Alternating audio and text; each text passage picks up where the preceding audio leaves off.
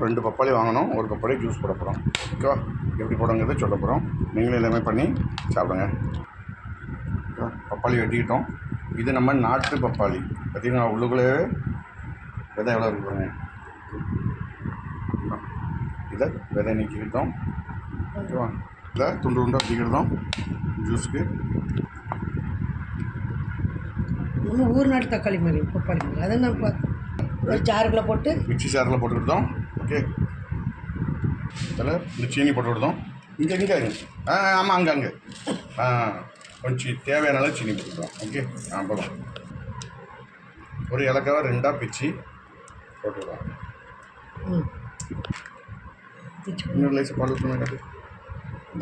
Touch பண்ணலாம்னு தேவையான அளவு கொஞ்சம் பால். ஓகேவா? அவ்வளோதான், முடிஞ்சு. ஆஃப் பண்ணிடுது. வேறு கொஞ்சம் வாட்ரு ஊற்றிக்கிட்டோம். அது வேண்டா, ஃப்ரிட்ஜ் தண்ணி, ஐஸ் அவ்வளோ அரைச்சி எடுத்துக்கிட்டோம். அதில் ஒரு கண்ணாடி கிளாஸில் ஊற்றிக்கிட்டோம். இதை எப்படி இருக்கும், அருமையாக இருக்கா? இதான் பப்பாளி மில்க் ஷேக். ஓகே, இதேமாதிரி நீங்களும் பண்ணி கொடுங்க, ரொம்ப அருமையாக இருக்கும். ஓகேவா? நீங்களும் பண்ணி கொடுங்க, குழந்தைகளுக்கு கொடுங்க, ரொம்ப அருமையாக இருக்கும், டேஸ்ட்டாகவும் இருக்கும். ஓகே, மீண்டும் அடுத்த வீடியோவில் சந்திப்போம்.